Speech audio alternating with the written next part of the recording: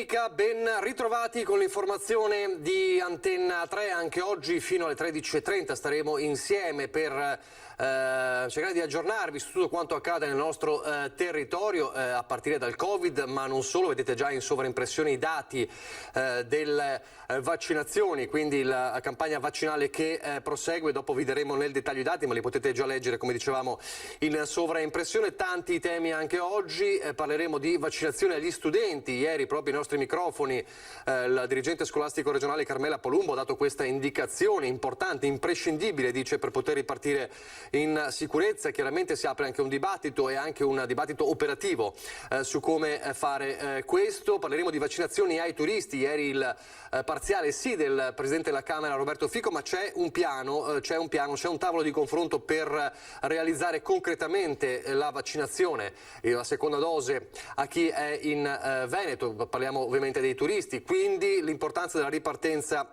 del turismo anche con la campagna vaccinale. Parleremo del decreto semplificazione, del DDL Zan, della politica di Venezia che rivede i turisti, dei ristoratori, delle ripartenze. Tantissimi temi. Ovviamente parleremo anche di tappa del Giro d'Italia a Cortina. Fra pochissimo avremo il sindaco di Cortina, Gianpietro Ghedina. Prima però la cronaca con il pressante appello di queste ore, di questi giorni, ma sempre più forte, con il Ministero degli Esteri che si sta attivando per cercare di risolvere quello che è una situazione di giorno in giorno sempre più drammatica, quello dell'imprenditore veneziano di 46 anni che è imprigionato in Sudan da 52 giorni a Khartoum, la capitale del Sudan, di cui vediamo alcune immagini, perché è accusato di frode. È un vero e proprio giallo questa situazione.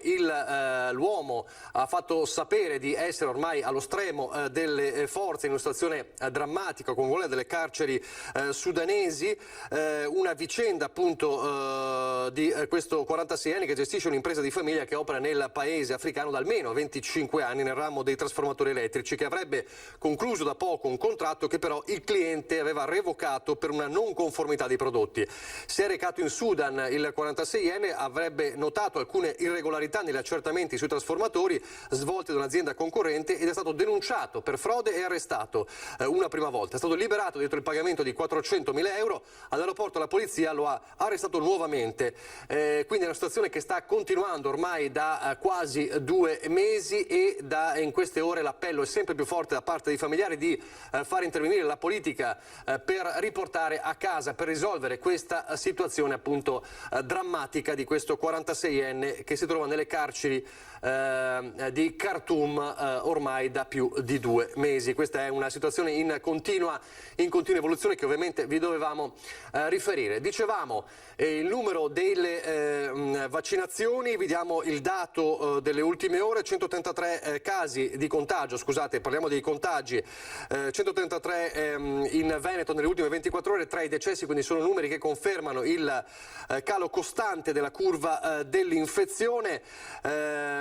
Rispetto a ieri si segnala un leggero aumento di dati clinici con più 4 ricoverati in totale, ma capite che insomma i dati restano ovviamente dati molto bassi, attualmente positivi 11.150. Per quanto riguarda invece le vaccinazioni, somministrazione di 33.881 dosi ieri, vedremo poi quali sono i dati di oggi. Non so se abbiamo già il sindaco, non ancora. Allora, dicevamo, la vetrina, diciamo, del Giro d'Italia è importante anche per il turismo. Lo si è visto ieri nella Marca Trevigiana, la partenza della tappa insomma da Cittadella poi che ha attraversato la Marca Trevigiana. Domani la tappa regina, quella di Cortina, quindi Cortina che ha un'altra vetrina dopo i mondiali di sci, importante per far ripartire un turismo. Ieri c'è stato anche il via libera per gli impianti di risalita. Cosa accade con la vaccinazione per i turisti? Bene, c'è stato ieri, a margine dell'inaugurazione della Biennale, il Presidente della Camera, Roberto Fico, che ha detto sì, c'è questa possibilità. Ha aperto, come sapete il dibattito è forte, c'era una chiusura da parte del commissario straordinario Figliuolo, che ha detto prima dobbiamo mettere ovviamente in campo il piano nelle varie regioni, nei vari territori e poi pensare ai turisti, ma c'è invece un'apertura da parte del Presidente della Camera e quindi da fonti di governo. In realtà c'è anche un tavolo tecnico da diversi giorni con il Ministero del Turismo, governo guidato da Massimo Garavaglia, il Dicastero della Salute con il ministro Speranza e lo stesso commissario Figliuolo con il piano, un'ipotesi, un progetto per la vaccinazione in vacanza, che potrebbe prevedere ad esempio l'iscrizione temporanea all'anagrafe sanitaria, cioè un cambio di domiciliazione provvisorio realisticamente non inferiore alle 3 settimane e da effettuare tramite una comunicazione all'ASL di arrivo, senza per forza dover indicare anche la scelta di un medico di base, come avviene per gli spostamenti per motivi professionali. Quindi è una delle ipotesi al tavolo del governo. Come sapete c'è una forte discussione tra regioni e governo su questo. Il Veneto ad esempio vuole tirare dritto sulle vaccinazioni in estate, proprio perché è necessario per far ripartire il turismo. E allora c'è un piano, bisognerà capire come metterlo in atto e se si risolve il nodo tra le regioni e il governo su questo.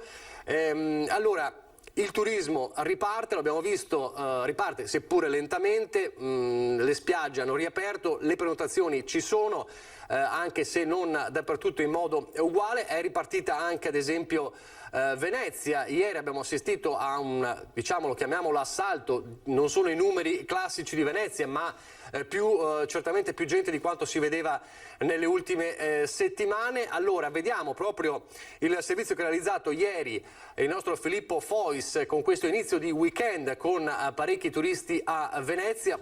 Più tardi vedremo anche le immagini della Voga Longa. Anche oggi segnalano Ponte delle Libertà intasato, quindi grande afflusso di turisti. In attesa di avere il sindaco di Cortina, allora vediamo il nostro Filippo Fois a Venezia.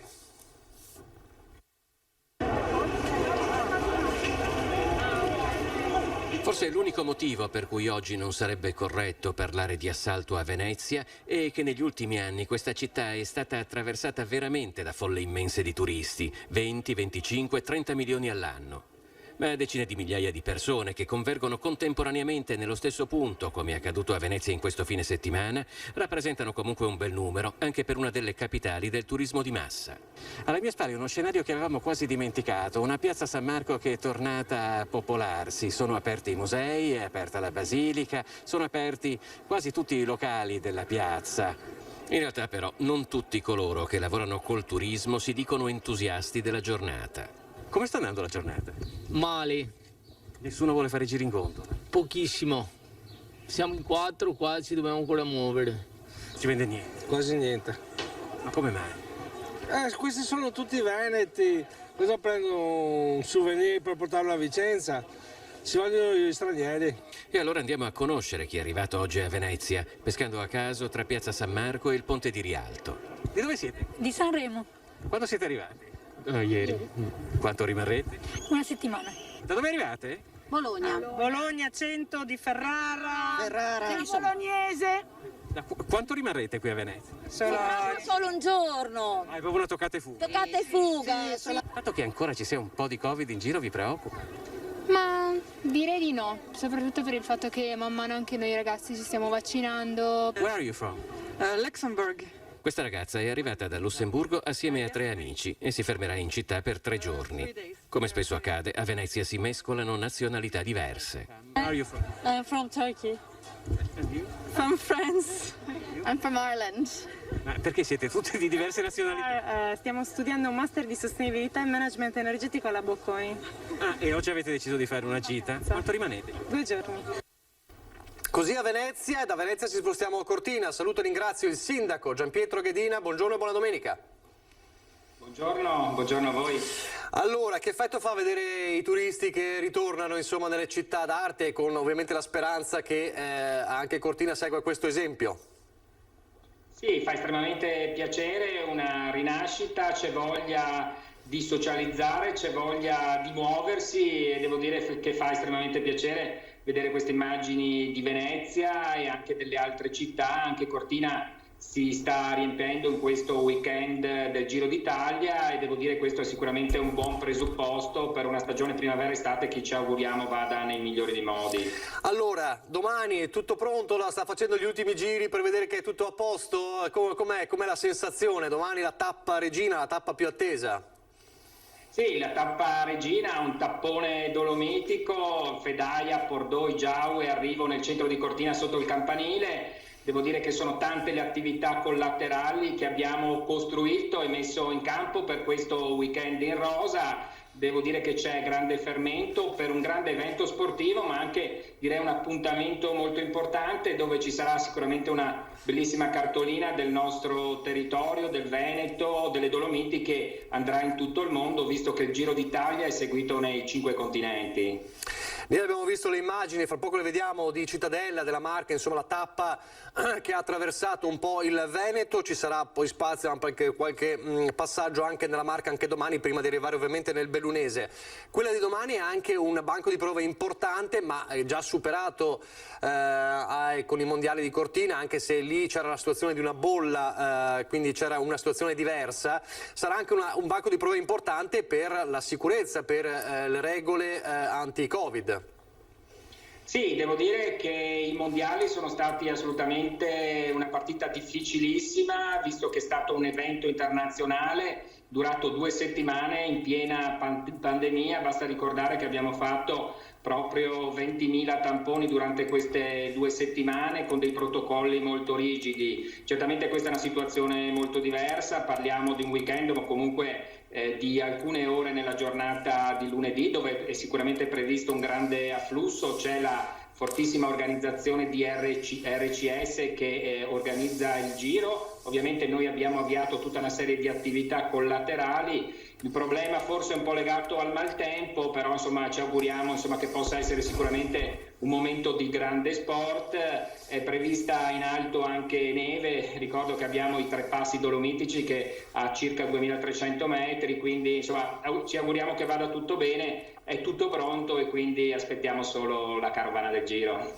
Senta, i turisti, la vaccinazione dei turisti è un elemento imprescindibile. La Regione Veneto sta spingendo per questo, per poter avere un'estate davvero al completo. Sì, devo dire la vaccinazione, che sia la prima o la seconda vaccinazione per chi si trova in vacanza anche, credo che sia assolutamente un punto importante per consentire anche alle molte persone che ci saranno nei nostri territori di passare delle vacanze direi tranquille. Quindi diciamo che sicuramente il vaccino degli operatori turistici e in previsione anche di chi si troverà sul nostro territorio, quindi con il richiamo della seconda dose, credo che sia assolutamente un elemento che dà un valore aggiunto e un'opportunità appunto per fare turismo e per dare una certa tranquillità ai nostri turisti e sappiamo quanto ne abbiamo bisogno che possano stare qui in tutta, come dicevo, tranquillità. Ieri la ripartenza ufficiale degli impianti di risalita, ovviamente si guarda all'estate, troppo tardi forse, ma insomma è comunque un elemento anche questo di ripartenza. Sì, devo dire abbiamo avuto una stagione invernale che non è mai partita, a parte la parentesi dei mondiali, una stagione dove più volte è stata preannunciata l'apertura degli impianti, in realtà non si è potuta fare. La filiera poi legata a questo settore, a questa è molto molto lunga e quindi è stata sicuramente una situazione molto difficile anche per le tante famiglie che lavorano in questo comparto. Oggi hanno riaperto per quanto riguarda il Cortina, hanno già aperto alcuni impianti, l'impianto di Socrepes proprio nella giornata di ieri, altri riapriranno nel prossimo fine settimana. Devo dire che c'è sicuramente voglia di lavorare soprattutto e anche voglia di proporre le tante attrattive che riusciamo come territorio ad offrire. Allora, poche ore dal tappone di domani, cosa si sente di dire ai cittadini di Cortina? Di godersi questo momento di festa, di grande sport, anche di pazientare, perché ovviamente ho fatto anche una prescrizione per quanto riguarda gli afflussi e quindi di rispetto per quanto riguarda le regole del distanziamento. Ci sarà un blocco del traffico dalle 14 alle 19. Ci sarà quindi un pochettino da pazientare, però godiamoci questo momento di grande sport, di grande visibilità per Cortina, per tutta la provincia insomma, e quindi questa è sicuramente un evento che può aprire la nostra stagione primavera-estate, quindi godiamocelo tutto fino in fondo.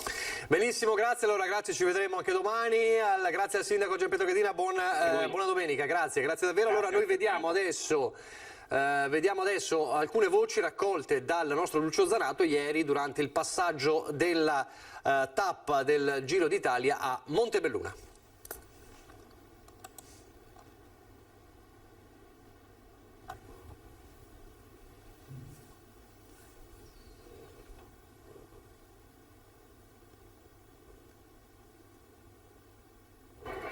Arrivo alla chetichella questa mattina lungo le transenne del centro di Montebelluna per gli appassionati del Giro d'Italia. Come sempre c'è chi si piazza già di buon mattino per non perdere i posti migliori. E quindi è da mezz'ora qua? Sì. Secondo lei chi vince? Non lo so. Perché il Giro mi piace il passaggio, ma non ci sono dei corridori italiani una volta che era. Però insomma è sempre una bella cosa da vedere. Sì, mi piace, però di solito qua non si prestava neanche come pubblico. Insomma, col Covid. Io... Poi il sindaco ha detto state a casa. Sì, state a casa, ma mi sono messo mascherina. Ma secondo lei il Giro d'Italia tira ancora? Tira, sì, tira. Il ciclismo tira sempre, all'infinito. Poi c'è chi sa già che farà i conti con la consorte. Ma perché venire solo al passaggio e non arrivare ad esempio al traguardo? Una volta lo facevo quando non ero sposato, adesso purtroppo, sai. Poi la moglie. Prima con gli amici facevamo tante più cose. Folta la presenza femminile con diverse motivazioni. Sono venuta qua apposta che rappresento un po' anche il ciclismo femminile, dai, che sono tutti maschi qua. E secondo lei chi vince qua? Vorrei tanto Evenepoel perché è il mio preferito, mi piace tantissimo. Qualche minuto dopo mezzogiorno il passaggio dei concorrenti, un vero e proprio vento di pedali, raggi, muscoli e sudore. Poi liberi tutti, con nel cuore l'ennesima emozione del Giro. È sempre bello vedere il Giro d'Italia, è una cosa molto grande, specialmente per uno che piace correre in bici. Ecco, ma li ha visti sfrecciare, come li ha visti? Un po' già stanchi oppure preoccupati per lo Zoccolan? Stanchi, quanti arrivare al Zoccolan, a Imolia. Più bravi o più belli? Beh, certamente visto da una ciclista più bravi di me sicuramente, belli anche. Il massimo. Mai come adesso meglio fare volontariato? Sì, fare volontariato nel settore del ciclismo è uno spasso, veramente. Lei che li ha visti da vicino, più belli o più bravi? Bravi e anche belli. Da Montebelluna, dal Giro d'Italia, torniamo a Venezia, torniamo a parlare di ripartenza di ristoratori. Saluto e ringrazio da Venezia Alessandro Lanza, buongiorno. Buongiorno Nicola, buongiorno a tutti. Buongiorno, ristoratore, titolare del ristorante Vecchio Pozzo a Venezia, quindi nel cuore, nel centro storico di Venezia. Chi meglio di lui ci può dire se quell'immagine che abbiamo visto prima, insomma, di un ritorno dei turisti a Venezia è concreto e reale? Si stanno rivedendo i turisti a Venezia? Guarda, sinceramente negli ultimi giorni abbiamo visto un po' più di movimento arrivare a Venezia. Certo, parlando anche con gli albergatori, si tratta di turismo che arriva per il fine settimana per il momento, però comunque è un inizio anche quello. Speriamo che si sia sistemato anche il tempo adesso e visto che ancora per il momento possiamo lavorare all'esterno, il tempo ci aiuti in quello, attendendo appunto il 7 dove potremmo anche lavorare all'interno. Ecco, allora a proposito del calendario delle riaperture, la riapertura dei bar e ristoranti al chiuso è dal 1° giugno con il servizio anche al banco. Lei è uno di quei ristoratori, la scelta è stata fatta in queste settimane, che ha scelto di rimanere chiuso, non in attività, quando si poteva già comunque riaprire solo all'esterno, e ripartirà credo domani, è così? Domani ripartiremo con il pranzo per aprire anche alla sera entro il fine settimana. Abbiamo pensato di aspettare perché comunque c'era sempre l'incognita del tempo. Lavorare con far mangiare la gente fuori al freddo, magari alla pioggia, non è comunque confortevole. Quindi piuttosto di partire piano e comunque sostenere più costi che benefici, io ho preferito aspettare, vediamo da domani e speriamo che sia proprio una salita continua, che facciamo una stagione positiva e che non torniamo più a chiudere come abbiamo fatto fino adesso. Quanto è stato difficile in questi mesi? Peraltro poi i ristoratori di Venezia in particolare avevano già subito il colpo dell'acqua grande, è arrivato poi il Covid, insomma è stato difficile tenere duro? È stato molto difficile sia per noi che per i nostri collaboratori che ovviamente stando a casa non hanno ricevuto quanto sono abituati a ricevere, quindi a mantenere le spese che vanno avanti per tutti. Noi dall'acqua alta in poi abbiamo sofferto molto proprio perché è calato molto il turismo. Purtroppo Venezia è una città notoriamente turistica.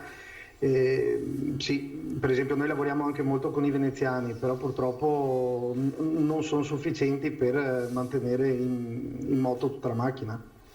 Ecco, la cosa particolare poi della vostra ripartenza è che voi ripartirete attuando anche un progetto solidale. Ci può raccontare come ripartirete? C'è questo progetto? Sì, noi abbiamo partecipato a un progetto cioè praticamente abbiamo fatto un corso per disoccupati dove hanno partecipato persone che erano in misura alternativa alla pena detentiva, quindi ai domiciliari, o persone che avevano un trascorso di tossicodipendenza e una vita di qualche anno in comunità. Abbiamo partecipato a questo progetto, abbiamo appunto fatto un corso all'interno del nostro ristorante a queste persone, di cui un paio per qualche mese saranno con noi a fare il tirocinio, quindi a vivere sul campo quello che hanno potuto apprendere in questa occasione. Cosa vi ha spinto a questa scelta? Ma eravamo chiusi, siamo abituati a lavorare diverse ore al giorno e mi è stato proposto sta cosa da un amico, ho detto sì, proviamo a un'esperienza diversa che è stata sicuramente molto stimolante, perché ho conosciuto persone che purtroppo nella vita hanno sbagliato e se ne sono rese conto e stanno cercando di tornare alla normalità. E quindi insomma c'è la possibilità che poi questi ragazzi possano poi avere un nuovo futuro in questo senso, in questo campo? Ma io lo spero vivamente per loro, perché quelli che ho conosciuto mi hanno trasmesso una voglia di ripartire e ricominciare diversamente da quello che hanno fatto finora. Speriamo che sia servito anche questo e che continuino per il meglio. In questi mesi i suoi clienti abituali cosa gli dicevano? Insomma, com'era la sensazione, qual era l'input di chi veniva da lei ma poi non poteva più venire perché c'erano le restrizioni?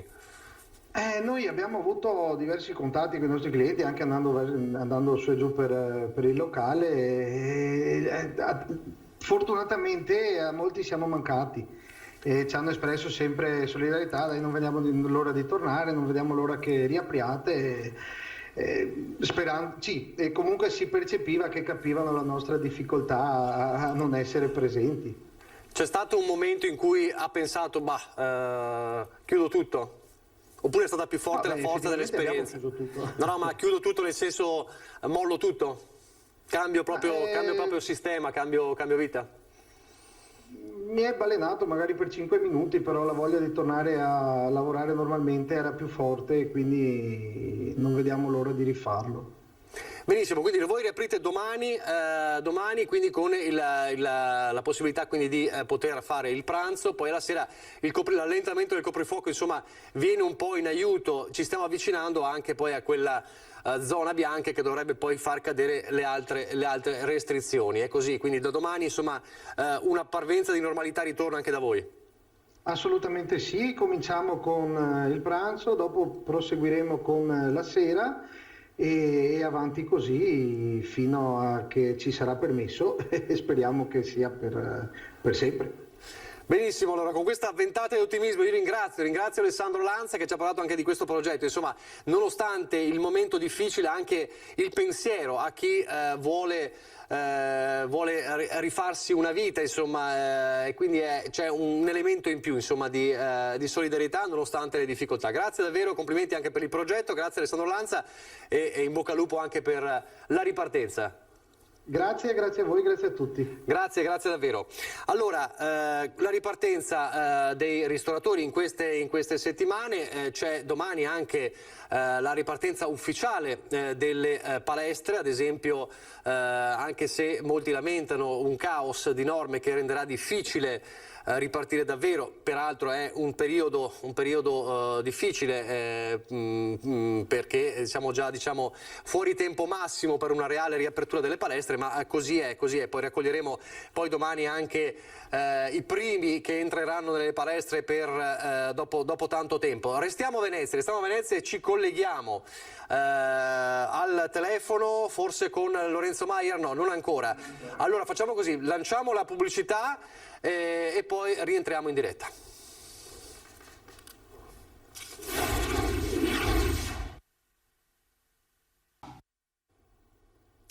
Rieccoci in diretta, allora restiamo a Venezia per collegarci telefonicamente con il nostro Lorenzo Maier. Buongiorno Lorenzo.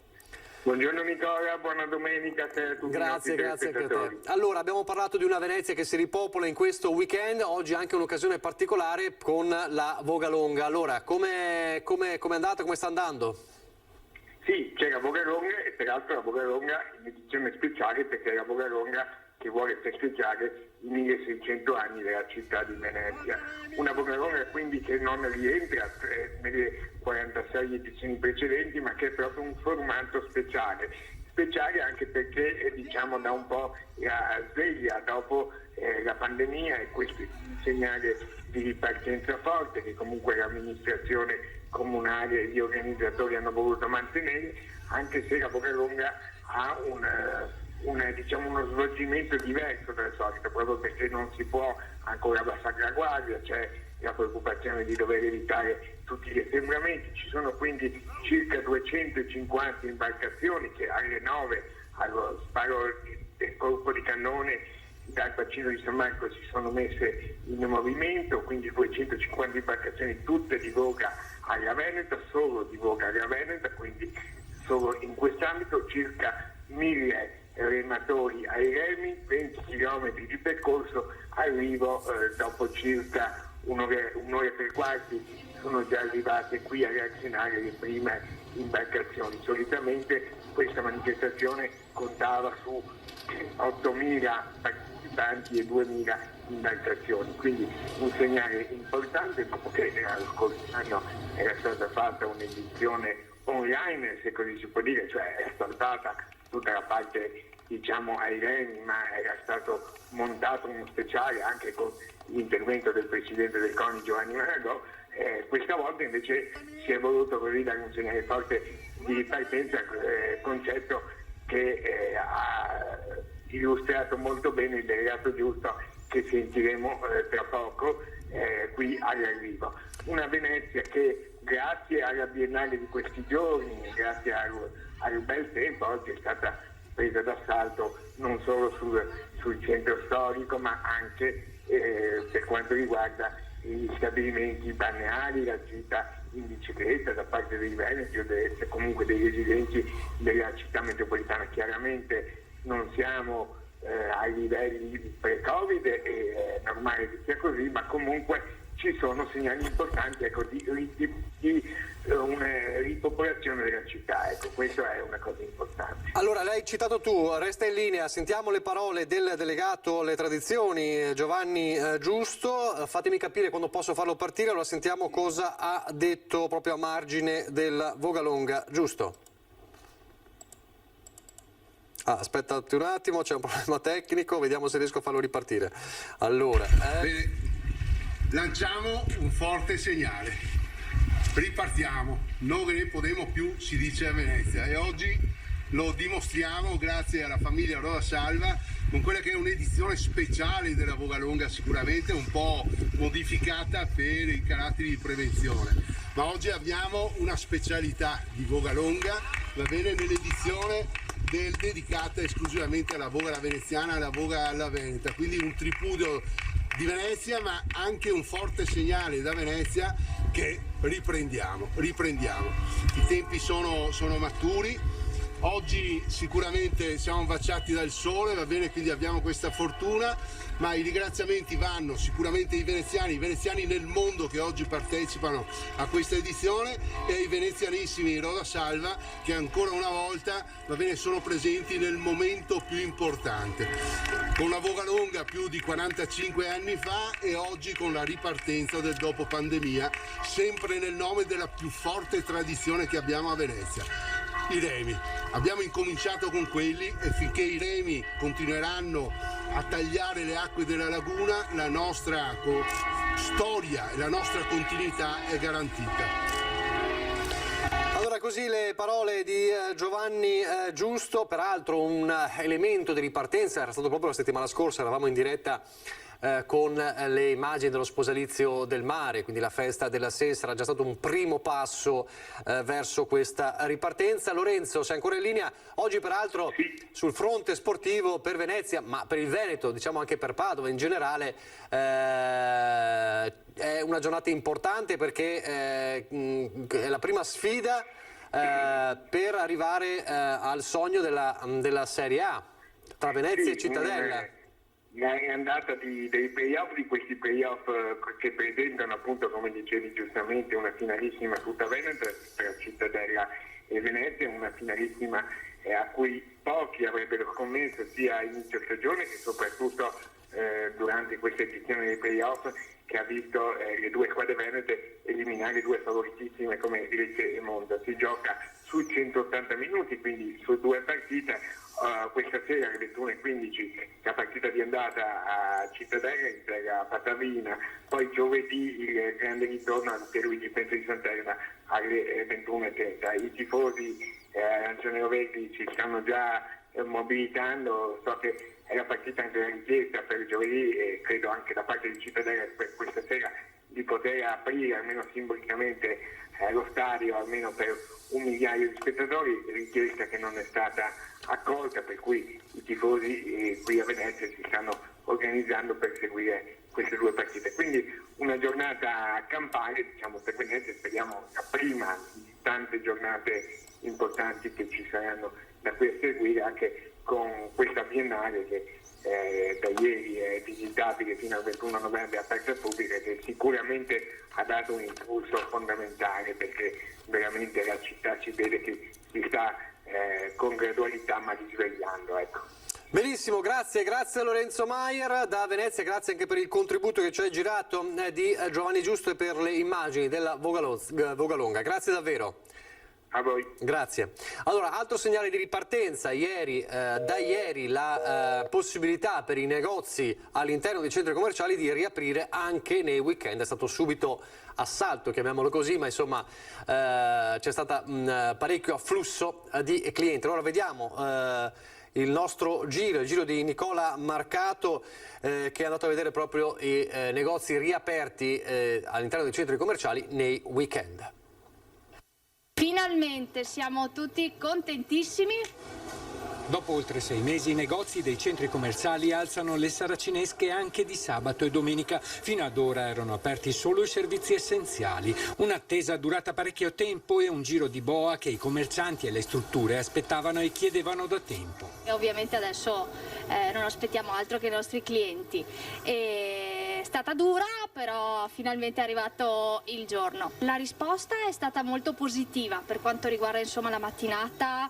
Un po' di flusso in più abbiamo visto, insomma, essendo considerato weekend. Insomma, noi intanto incrociamo le dita. Proprio lo scorso 11 maggio si era tenuto uno sciopero nazionale con saracinesche abbassate in tutta Italia in segno di protesta. I negozianti ora possono tirare un sospiro di sollievo. Vedevamo l'ora e siamo anche contentissimi di come sta andando. C'è un buon afflusso di clienti? Direi proprio di sì, e anche scontrini molto buoni, devo dire. Quindi siamo contente. È un buon ritorno? Sì, direi proprio di sì, c'è finalmente un po' di normalità. Negli ultimi mesi i negozi dei centri commerciali hanno avuto ingenti perdite di fatturato a causa di queste chiusure nei weekend. Un decremento di vitale importanza, basta considerare che è nei giorni festivi che si concentra quasi la metà delle vendite. Le perdite di fatturato nei weekend che ci hanno penalizzato tantissimo erano veramente importanti, dell'ordine del 20-25% se non di più. Chiaramente ha anche influito il periodo di Natale. Con le gallerie dello shopping aperte si torna ad una normalità che anche molte persone attendevano. Era ora per i negozianti, per i clienti e per tutto quello che ha conseguito la chiusura dei negozi. Dai, è bello ripartire, è bello girare, poter passare nei negozi, vedere aperto. Finalmente dopo 7 mesi ci siamo fatti un bel giro con la famiglia. Chissà che sia finito tutto. Allora, ripartenza significa, lo dicevamo anche prima, lo diciamo da sempre, la ripartenza deve andare di pari passo con la vaccinazione. In questi ultimi giorni, nel Trevigiano in particolare, nuova preoccupazione per cluster, per focolai all'interno della scuola.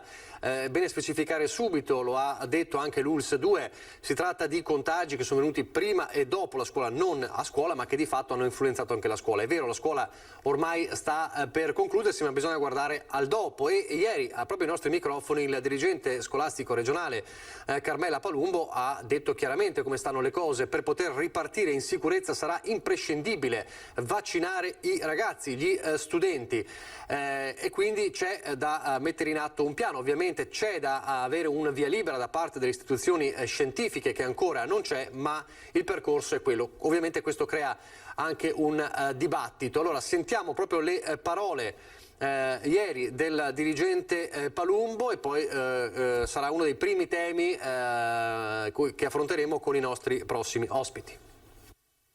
Non ci aspettavamo proprio una recrudescenza, diciamo così, dei contagi, e chiaramente questo significa che bisogna mantenere alta l'attenzione, i protocolli di sicurezza, ma soprattutto che bisogna davvero per settembre cominciare a ragionare sulla vaccinazione anche dei ragazzi. Se il contagio si è praticamente azzerato tra i docenti con indici vicini allo zero, lo stesso non si può dire tra gli studenti. Sono 700 quelli a casa in questi giorni in quarantena per aver contratto anche fuori dalle aule il Covid. 2 cluster importanti in 2 istituti superiori, 76 classi in quarantena con il contact tracing subito scattato per i familiari. Per la dirigente delle scuole del Veneto Carmela Palumbo, oggi a Breda di Piave la vaccinazione dei ragazzi diventa imprescindibile per ripartire in sicurezza a settembre, evitando il balletto di presenze e quarantene vissuto in questo ultimo anno. La vaccinazione credo che sia veramente indispensabile quando ci saranno adesso le autorizzazioni per settembre. Rimane, come conferma Palumbo, ancora un punto di domanda su quale offerta formativa la scuola potrà dare agli studenti durante l'estate. Le scuole che stanno aderendo ai bandi aperti dal Ministero ancora non sanno quando né quanto denaro arriverà per pianificare ed assumere. La scuola d'estate dunque per molti istituti superiori non partirà. Le scuole sapranno se e quanto avranno nei primi giorni di giugno, quindi devono attendere ancora un po' per dimensionare anche il loro piano estate. In linea di tendenza vedo che le scuole del primo ciclo, quindi fino alla terza media, stanno organizzando anche molte attività appunto di tipo extracurricolare, quindi ludico, ricreativo, di recupero della socialità nel periodo anche di luglio, mentre le scuole superiori si stanno orientando di più verso settembre. Allora, da qui ripartiamo da qui con i nostri ospiti, ripartiamo dal tema delle vaccinazioni per gli studenti a scuola con... li vedo, partiamo in ordine, eccolo qua, Fabio Chies, Forza Italia, buongiorno, buona domenica. Gianangelo Boff della Lega, buona domenica, buongiorno anche a lei. Buona domenica, buongiorno. Allora andiamo in ordine orario. Luigi Susin, Fratelli d'Italia, buongiorno. Buongiorno a voi, grazie dell'invito. E Roberto Grigoletto del Partito Democratico, buongiorno. Buongiorno, buona domenica. Buona domenica. Allora, partiamo proprio da lei. Sfrutto sempre quando ce l'ho ospite il suo doppio ruolo anche di insegnante, così vaccinazioni agli studenti, necessario, imprescindibile, dice Carmela Palumbo, come si potrà attuare? Lo vedremo. Cosa dice? Dico che sono assolutamente d'accordo. Sinceramente io avrei tentato anche di vaccinarli adesso, nel senso che c'è una scadenza importante, quella degli esami di Stato tra qualche settimana, e visto quello che sta succedendo in alcune scuole della Marca, c'è un rischio che corriamo, quindi sinceramente sarei intervenuto potendo anche prima. Dopodiché sicuramente occorre procedere, perché il problema sappiamo che grava sulle scuole è quello appunto degli assembramenti, quello dei trasporti, e quindi i ragazzi vaccinati che non siano veicoli di contagio sono la condizione, per poter riaprire a settembre le scuole in sicurezza. Chies, è un tema questo che però potrebbe aprire, come dire, delle resistenze maggiori rispetto alle altre fasce, da parte dei genitori, penso, ecco, c'è il rischio che ci sia una resistenza maggiore su questo? Ma non penso questo, penso che ormai ci siamo resi conto che viviamo un momento difficile. Fortunatamente abbiamo superato i 30 milioni di vaccinazioni, perché la vaccinazione sta andando nell'unica direzione possibile. Noi ci vogliamo riaprire, ci vogliamo tornare ad una vita che possa avvicinarsi alla vita precedente, a tutto quello che è successo e a questo disastro sanitario. Dobbiamo puntare sulle vaccinazioni. Il mondo della scuola è fondamentale, perché dopo aver bloccato il paese, comunque la scuola deve ripartire per i ragazzi hanno assolutamente bisogno di vivere anche le esperienze normali della loro gioventù, e l'unico modo per farlo è andare nella direzione di aumentare le vaccinazioni. Dobbiamo arrivare all'immunità di gregge, prima ci arriviamo e prima il nostro sistema produttivo, il sistema Italia, potrà ripartire. Per cui anche i genitori penso capiscano benissimo questo, e soprattutto i ragazzi, perché hanno una grandissima voglia di riprendere a frequentare i propri amici e di poter crescere anche dal punto di vista personale. Boff. Ma diciamo che sul fatto che i giovani devono essere vaccinati è chiaro, tutti dovrebbero essere vaccinati. È chiaro che però il fatto di essere vaccinati non vuol dire non trasmettere il contagio, perché è già dimostrato che il vaccino aiuta a non avere le sintomatologie più gravi legate al Covid, ma poi relativamente al fatto che chi è anche vaccinato possa contrarre il Covid e anche trasmetterlo, penso che ormai vi siano diversi casi anche in personale della sanità dove questo accade, quindi il tema è evitare che il contrarre la malattia arrivi alla sintomatologia, quella più grave, che poi conduce al ricovero in ospedale, a problemi respiratori, eccetera. Quindi è chiaro che tutti devono essere vaccinati, perché prima ci vacciniamo tutti e prima raggiungiamo l'immunità di gregge, e quindi anche gli alunni e gli studenti, ma come dice anche il commissario Figliuolo, bisogna partire dalle categorie e scendere giù. Quindi penso che adesso già stiano facendo la fascia dei 40 ai 50 anni e via, quindi io ad esempio ho fissato il mio appuntamento per il vaccino, penso metà giugno, verso il 10-11 giugno, quindi presumo che con luglio potranno già abbassarsi le fasce d'età, e quindi penso che prima dell'estate probabilmente raggiungeremo anche gli studenti, e quindi per il rientro a scuola a settembre anche gli studenti saranno vaccinati, e quindi tutto sarà molto più agevole e facile da gestire. Susin. Sì, allora vaccinare, Boff ci ha detto che è molto giovane, io ho già fatto il vaccino. Comunque vaccinare sostanzialmente è una cosa che dobbiamo arrivare al più presto, dobbiamo farlo, è una cosa dovuta, è una cosa necessaria, è una cosa richiesta. Quello che però credo sia opportuno andare a lavorare è sempre il solito discorso che Fratelli d'Italia da tanto tempo richiama, insomma, lavorare sui trasporti, perché fondamentalmente di fatto sono quelli che oggi sono ancora la pecca della scuola, a mio avviso, e appunto noi come Fratelli d'Italia abbiamo denunciato tante volte. Su questo mi sembra si stia facendo molto poco, non è stato richiamato da nessuno, e a livello centrale dei trasporti mi sembra che non è che si stiano occupando molto, quindi Tipo fare cosa, visto che appunto è stato detto e ridetto che i mezzi non ci sono, tra l'altro attrezzarci per un periodo in attesa delle vaccinazioni, quindi bene, i trasporti, fare cosa? Abbiamo la possibilità di reclutare tutti quei trasportatori che oggi sono a casa e hanno addirittura dipendenti in cassa integrazione, per fare appunto trasporti pubblici anche con mezzi privati, senza nessun problema. Ma servono gli autobus, cioè i mezzi privati sono già stati reclutati, li mettiamo nei camion frigo, cioè il problema è che servono corriere. No. Probabilmente non sono stati reclutati tutti, c'è un dato di fatto questo. Io conosco aziende di trasporti che oggi non stanno lavorando, quindi se avete bisogno qualche nominativo, insomma, lo possiamo tirare fuori assieme, non c'è come facciamo di solito, insomma, la collaborazione che c'è sempre e la manteniamo, insomma, non è un problema. Comunque bisogna andare a puntare, secondo me, sul trasporto pubblico, quello è fondamentale, perché io oggi ancora a Treviso continuo a vedere, nonostante che ci siano gli steward che controllano, che insomma cercano di fare in modo che ci siano i distanziamenti, però comunque dentro agli autobus continuo a vedere dei grossi ammassamenti. Rigoletto, lei cosa dice? Si deve fare di più sui trasporti sia a livello regionale che a livello nazionale?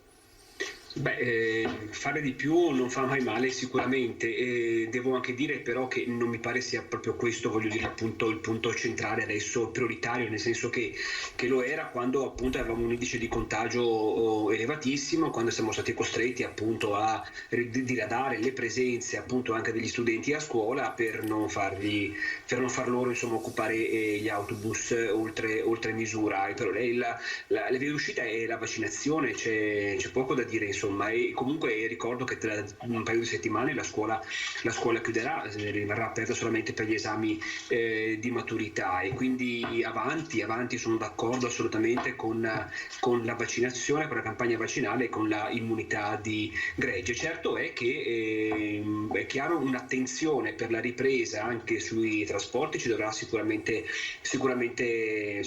essere, perché ovviamente la possibilità di contagio magari anche con un'intensità più bassa ci potrà sempre essere, quindi va benissimo. Ho qualche perplessità sinceramente, io ho avuto modo anche di parlare con il presidente anche della MOM, non è che sia così facile come Susin sostiene individuare davvero società trasportistiche per mettere a disposizione autobus e soprattutto autisti, quindi ecco, cerchiamo anche di ridimensionare anche la portata di questa proposta, perché effettivamente bisogna guardare davvero i dati reali. Ce ne saranno sicuramente, ma non per quel fabbisogno, insomma, che ci sono di poter completare. E l'altro punto fondamentale, perché è ancora più ravvicinato rispetto alla ripartenza della scuola, è quella dell'estate. Le vaccinazioni dei turisti, c'è questo braccio di ferro, tra virgolette, chiamiamolo così, tra le regioni e il governo. C'è stata ieri un'apertura da parte del presidente della Camera Roberto Fico, dicevamo c'è un tavolo in realtà poi tra il ministro Garavaglia, il ministro Speranza e lo stesso Figliuolo per arrivare a programmare queste vaccinazioni in vacanza. Cosa manca secondo lei, Chies, per arrivare a un via libera davvero sulle vaccinazioni delle seconde dosi o le prime o le seconde dosi in vacanza? È solo una questione organizzativa? È una questione politica? Guardi, innanzitutto devo dire che da quando è arrivato il generale Figliuolo e da quando abbiamo capito finalmente che ci voleva una persona competente che avesse tutte quelle che sono le nozioni riguardanti la logistica, e abbiamo visto qual è l'accelerazione passo avanti che è stato fatto riguardo alle vaccinazioni. Devo dire che il tavolo c'è, il tavolo oggi ha preso questa patata bollente, tra virgolette, ma molto importante, perché l'Italia senza turismo non ha futuro in quest'estate. Dobbiamo ricordare che l'Italia rappresenta l'80% di tutte quelle che sono le attrattive turistiche monumentali del mondo, per cui o capiamo che bisogna andare in questa direzione, dobbiamo potenziare l'arrivo degli stranieri in Italia, dobbiamo fare in modo che possano godersi la nostra bella penisola, altrimenti dopo un anno e mezzo di recessione economica dovuta alla pandemia ci ritroveremo un'altra estate devastante e probabilmente non possiamo permettercelo. In base a questo proprio è stato creato questo tavolo che io spero in pochi giorni possa definitivamente arrivare ad una soluzione. I vaccini stanno arrivando, la cosa importante era quella, perché ovviamente senza vaccino non si vaccina nessuno, ma oggi che i vaccini stanno arrivando, che il piano vaccinale è a pieno regime, non resta altro che puntare sul turismo.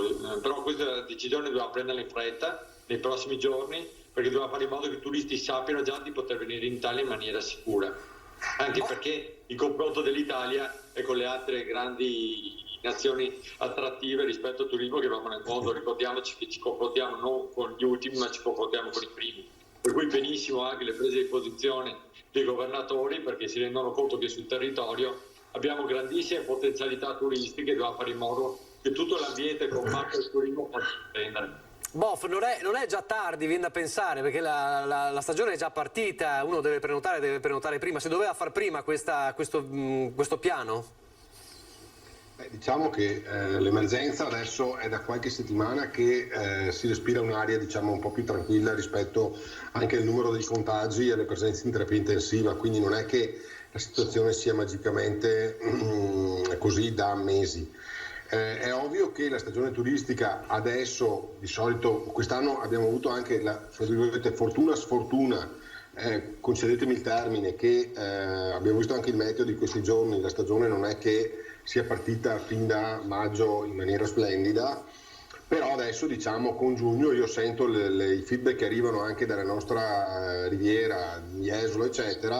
Ormai c'è il full dappertutto, cioè appartamenti, alberghi eccetera, danno dati che è difficilissimo trovare un appartamento, trovare una camera a Jesolo per luglio, agosto eccetera. Vuol dire che comunque la gente adesso è anche nel mood di essere più fiduciosa con i vaccini eccetera, e quindi di andare in ferie. La cosa adesso da dirimere sempre più velocemente è il fatto di avere delle normative molto più semplici, perché io ascoltavo l'altra sera ad esempio i matrimoni. Allora, che ci sia un tecnico, un esperto che addirittura viene a dirmi che le bomboniere le devono distribuire gli sposi ma non deve distribuirle nessun altro, ma cioè, se io metto le bomboniere in uno scaffale e ognuno se le prende e se le porta a casa, cioè che problemi gliene ho? Cioè, quello che non riesco a capire è sti tecnici che devono entrare nella vita delle persone, degli eventi eccetera, e decidere quando uno deve andare a fare la pipì, come deve farla eccetera. Cioè, io dico, stabiliamo 4 regole, distanze, mascherine, cerchiamo di non fare assembramenti, vacciniamoci eccetera, ma dopo cominciamo a lasciare la gente libera. Cioè, immagino le palestre, cioè allora uno può andare in palestra, sudare, tenere le distanze eccetera, ma poi non può farsi una doccia. Ma io dico, se uno sta sotto una doccia e è normale, se gli spogliatoi sono divisi per uomini e donne, è normale che 2 non vanno attaccati a fare la doccia assieme, ma la faranno ognuno nella doccia sua separati. Voglio dire, che ci sia una norma che mi dice che io posso andare in palestra ma non posso andare a farmi la doccia, cioè veramente io dico, cioè dobbiamo tornare, anche se capiamo tutte le restrizioni e le puntualizzazioni che c'erano durante l'emergenza vera e propria, ma adesso dobbiamo cominciare a riconsegnare la libertà alla gente. Stabiliamo quelle 4 regole che possono garantire il fatto che la gente non si infetti, e poi smettiamola con entrare proprio nei particolari. E quello che canta, se c'è un complesso che suona, deve essere alla distanza di almeno tot di metri, e se uno si alza a ballare può ballare per 15 minuti. E se il tango dura 16, spegniamo la musica. Cioè, capite che entrare nella vita delle persone in questo modo è veramente ridicolo, cioè non è una cosa scientifica, cioè è una cosa burocratica, diciamo, no? Burocratica, farraginosa. Certo. Cioè, stabiliamo 4 regole base che servono perché la gente non si ammali, non si infetti. Distanze, sistemi di protezione, nelle stanze chiuse stabiliamo quante persone possono conviverci, a prescindere che queste facciano palestra, mangino al ristorante, piuttosto che vadano in un negozio a comprarsi un paio di scarpe. Stabiliamo gli affollamenti massimi che consentono di gestire la cosa nel migliore dei modi, ma dopo veramente lasciamo. Cioè, io francamente è da settimane che ho rinunciato di guardare il telegiornale perché mi spieghino cosa posso fare domani. Non il nostro però, non il nostro lo guarda sempre. No, ma non è che non guardo l'informazione, io l'informazione la seguo, no. Però quando mi dicono, sento anche sui TG nazionali, certo, il nuovo DPCM, allora ti ferma la gente al bar, ma domani cosa posso fare? Non lo so neanche a me, fa quello che te vuoi, cioè ormai veramente... I famosi Covid manager, i Covid manager, peraltro poi con il rischio della stortura, del paradosso, del seguire la regola diciamo fino all'eccesso, è un dibattito aperto. C'è stato un caso qualche giorno fa che abbiamo raccontato a Mogliano, di ristoratore che ha portato dentro i clienti perché pioveva, lo hanno multato, mi pare che l'avesse anche rilanciato sui social lo stesso Susina, è così? Beh, assolutamente sì. Sì, l'ho proprio rilanciato sui social perché è una vergogna per l'Italia, gli italiani e le persone che lavorano, è una cosa veramente scandalosa, non si può. Questi signori sono andati a mangiare, c'era il sole, a un certo punto è arrivato il temporale, il ristoratore li ha portati dentro, tra l'altro c'era anche una persona diversamente abile e gli è arrivata la segnalazione, vai a capire cosa è successo. Sta il fatto che è arrivato un controllo, hanno messo una multa a tutti e hanno dato 5 giorni di chiusura al ristoratore. I commensali hanno deciso di pagare la multa al ristoratore, ma sta di fatto che il ristoratore per 5 giorni resterà chiuso, quindi oltre al danno la beffa, perché questa è la situazione. Per quanto riguarda il discorso che faceva anche i miei colleghi qua, io sono pienamente d'accordo, mi fa piacere comunque che siamo qua sul territorio, siamo tutti d'accordo su quello che è il da farsi. Poi però purtroppo a Roma solo Fratelli d'Italia ha le parole, dopo fa andare avanti i fatti, perché il coprifuoco, per dire, quando è stato annunciato il coprifuoco, per fortuna il litorale di Jesolo è un litorale conosciuto e che attira molti turisti, che appena annunciato il coprifuoco ci sono state disdette a iosa per gli alberghi e anche chi appunto affittava gli appartamenti, per il semplice motivo che uno che viene in ferie non ha sicuramente l'idea di tornare a casa alle 10 e si sono spostati sulla Spagna, sulla Grecia. Dopo, giustamente, come dice Boff, oggi si sono comunque riempiti di nuovo di prenotazioni, però devo dire che bisogna snellire queste tipo di cose da mettere in atto, perché non possiamo pretendere che un comparto come il turismo sia messo in difficoltà e in crisi, perché il comparto del turismo è il comparto più importante che abbiamo in Italia, quindi è quello che dobbiamo sfruttare, sostenere e fare in modo di far lavorare al più presto e al meglio.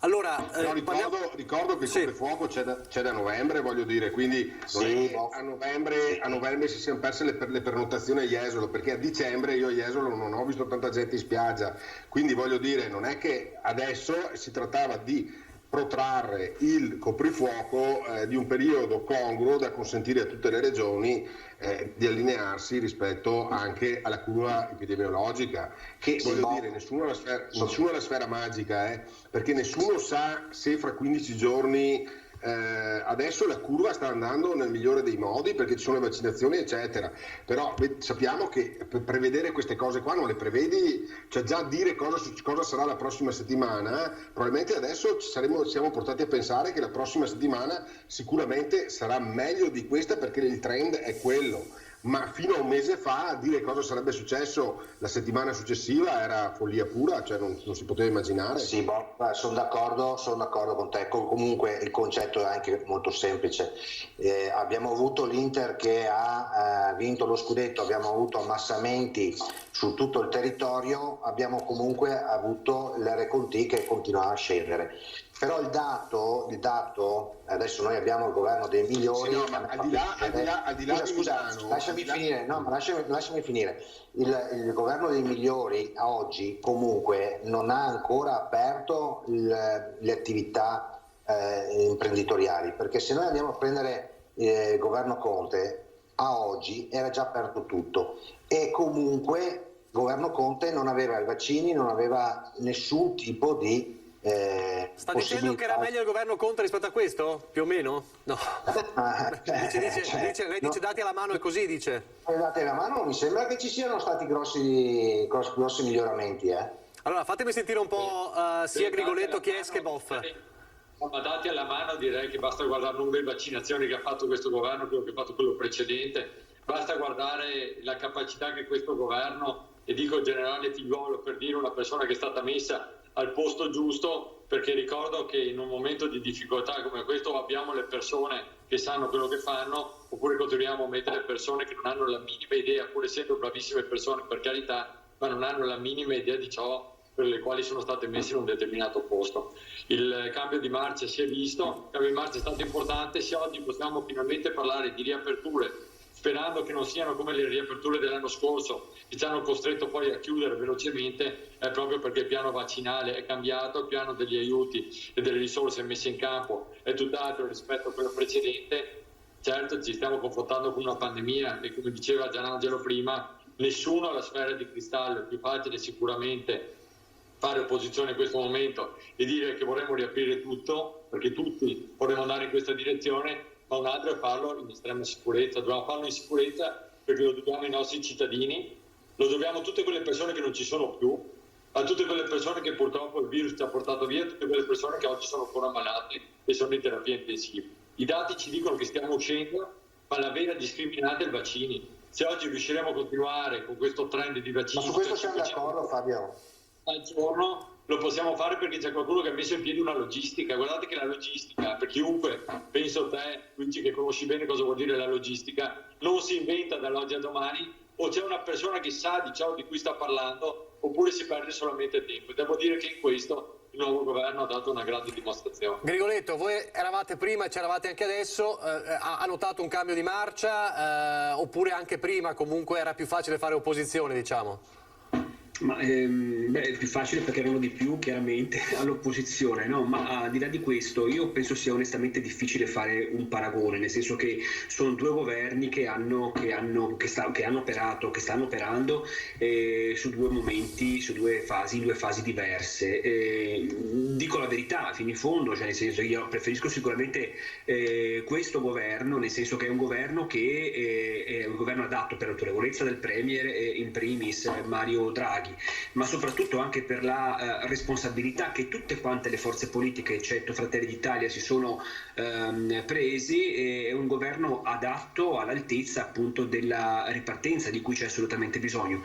Però ecco, ricordiamo comunque che il governo Conte ha dovuto intervenire, ha agito in una fase diciamo di recrudescenza, insomma fase acuta della pandemia, dove non c'erano i vaccini, dovevano ancora essere introdotti e quindi si trattava soltanto di intervenire per contenere con dei divieti la pandemia. Ora sono d'accordo anch'io con Boff, con quanto diceva Boff. È chiaro che diminuendo il contagio io credo che naturalmente si andrà verso una liberalizzazione, chiamiamola così, quindi delle regole. Sono d'accordo anch'io che sia necessario dare poche regole ma chiare. Dall'altro lato però osservo, io vorrei con questo poter confrontarmi anche con gli altri ospiti, che in ogni caso anche quelle regole basiche, chiamiamole così, come l'uso della mascherina, l'igienizzazione e insomma il non creare assembramenti, non è che venga comunque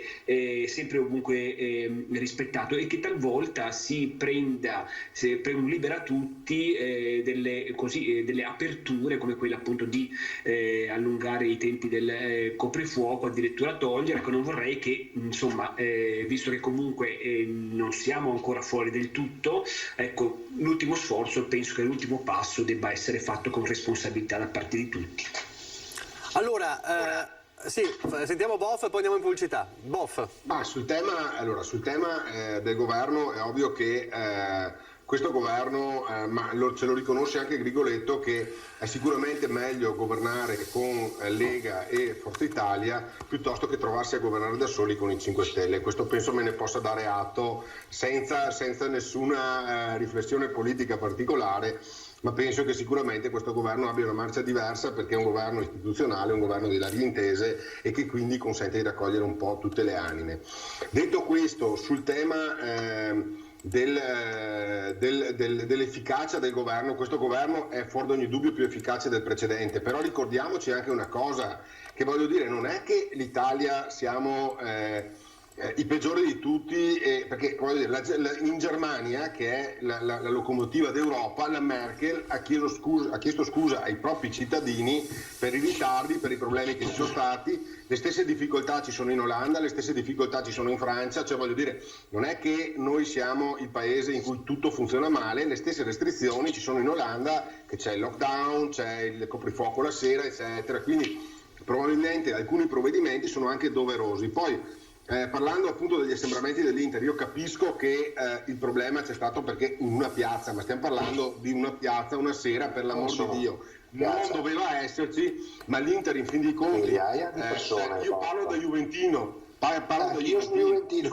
cioè vince lo scudetto una volta ogni 30 anni, voglio dire, e una deroga anche al Covid ci vuole, perché poi per 30 anni non festeggiano più. Stiamo entrando nel calcio, vedo che Grigoletto sorride perché è interista, se non sbaglio, vero? Quello che dico io, Bob, è che comunque festeggiato da casa comunque. Ecco, vede, festeggiato. Beh, a Treviso ho visto festeggiamenti anche in strada. Chies, le chiediamo anche a lei, così completiamo per chi fa il tifo, forse non fa il tifo per nessuna squadra? No, Juventino come gli altri due. Allora, 3 Juventini. Abbiamo maggioranza oggi. Ok, allora pubblicità, poi un altro tema.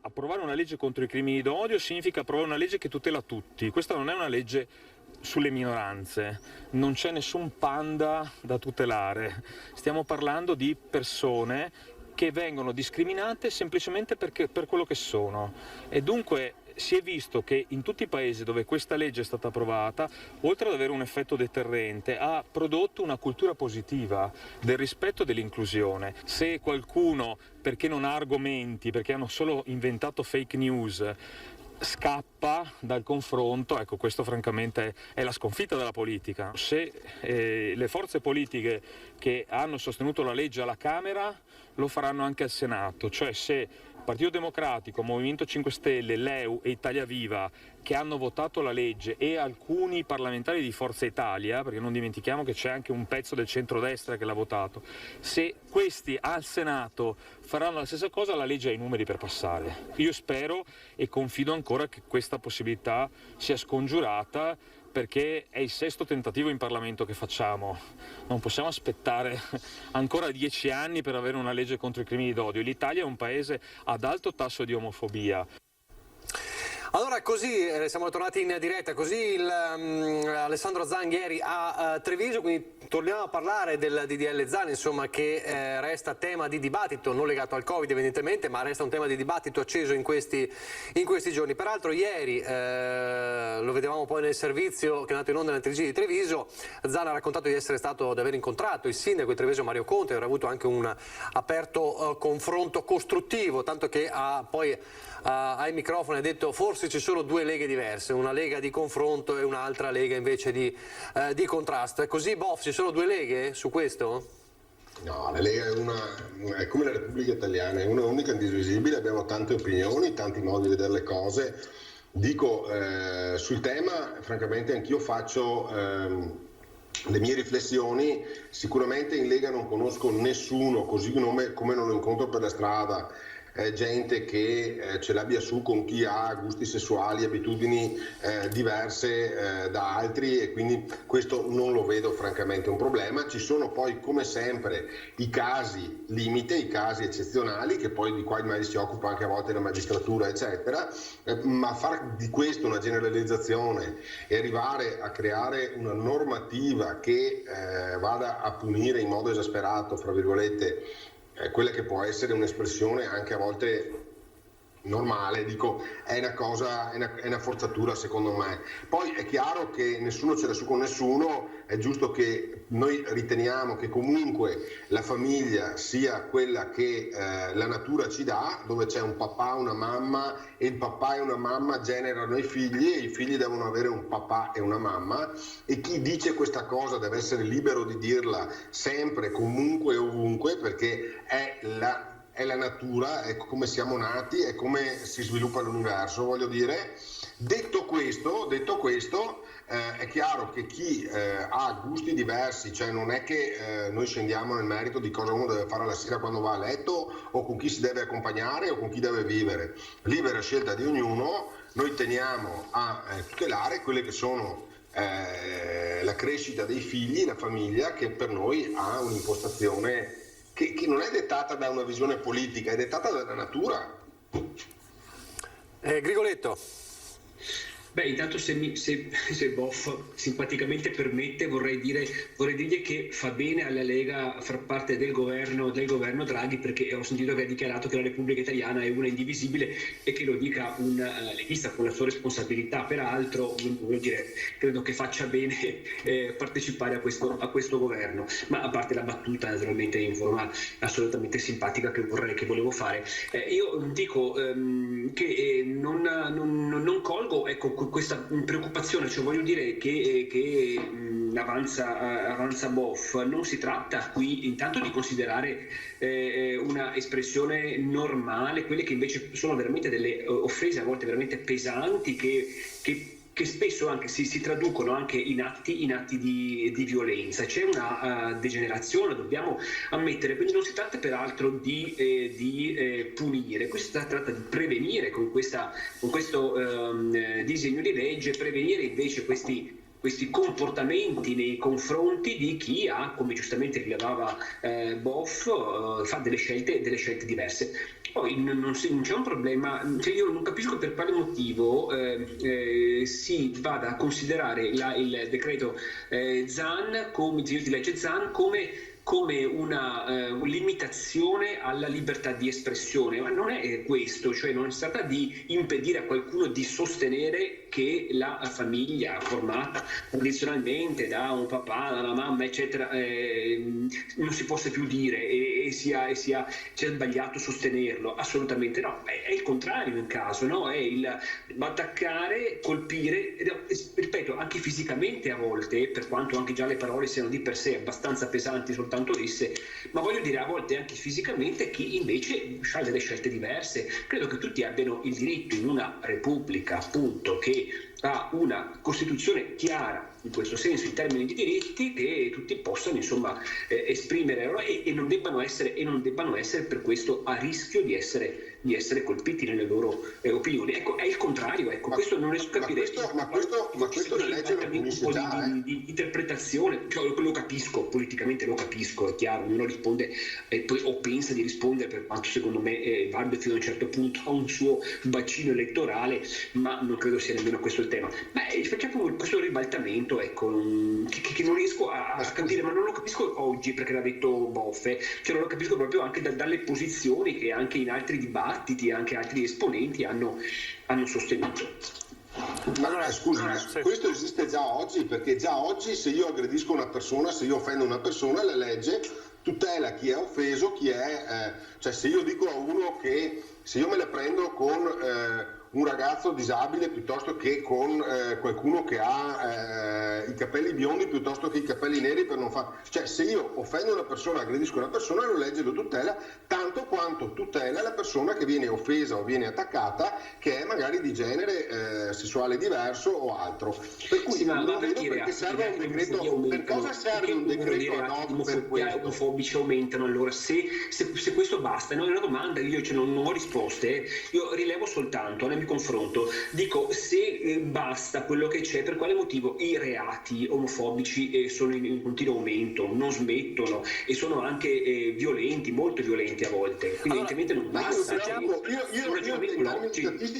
in termini statistici mi preoccuperei di più dei reati nei confronti degli anziani, ad esempio, o dei reati nei confronti dei disabili all'interno delle strutture, ad esempio, o dei reati nei confronti dei minori che vengono messi nelle strutture protette e vengono sottratti alle famiglie, ad esempio. Ma perché non ci preoccupiamo dei diritti e di quelli e invece ci preoccupiamo semplicemente con il DDL Zan? Ci sono dei dati scientifici, dei dati empirici. I dati dicono che quei reati che dice lei sono molto ma molto inferiori rispetto ai reati che invece colpiscono gli anziani. Fatemi sentire anche Susine Boff. Susine. Scusate, allora, Chies, Boff, Susine.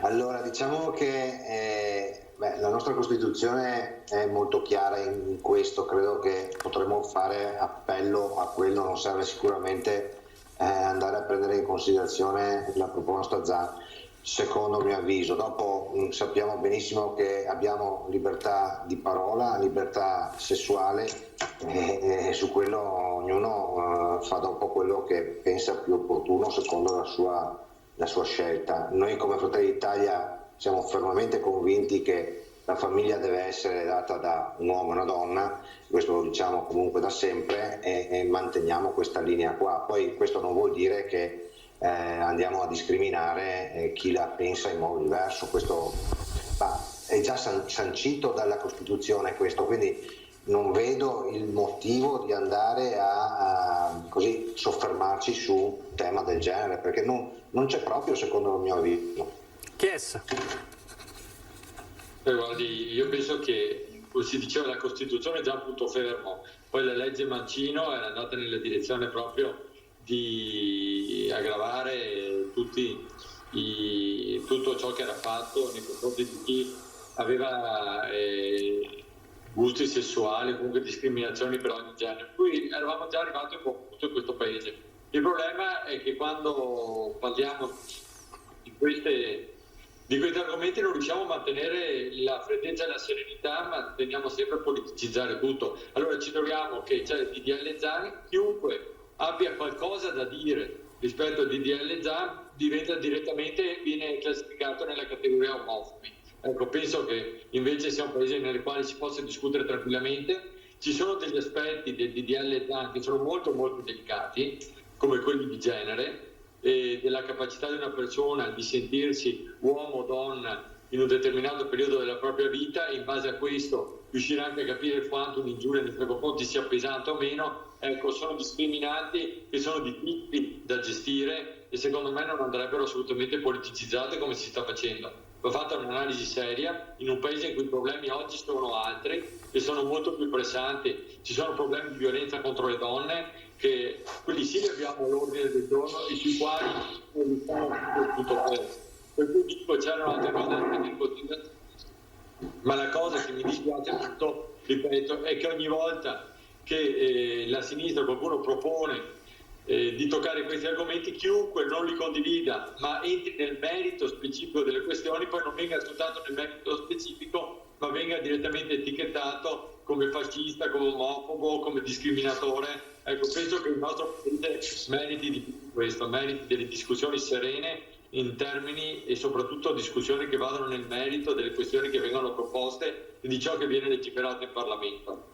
Per cui mi fermerei un attimo, ci ragionerei e lascerei che in questo momento di pandemia prendessimo per mano gli argomenti importanti. Allora, ho 3 minuti, consentitemi allora in chiusura, approfitto della presenza di 3 esponenti del centrodestra. Domani c'è un vertice del centrodestra a livello nazionale, Salvini, Meloni e non solo, per decidere un po' quelle che sono le candidature per le amministrative. Dice Salvini, porterò al tavolo 10 nomi di candidati.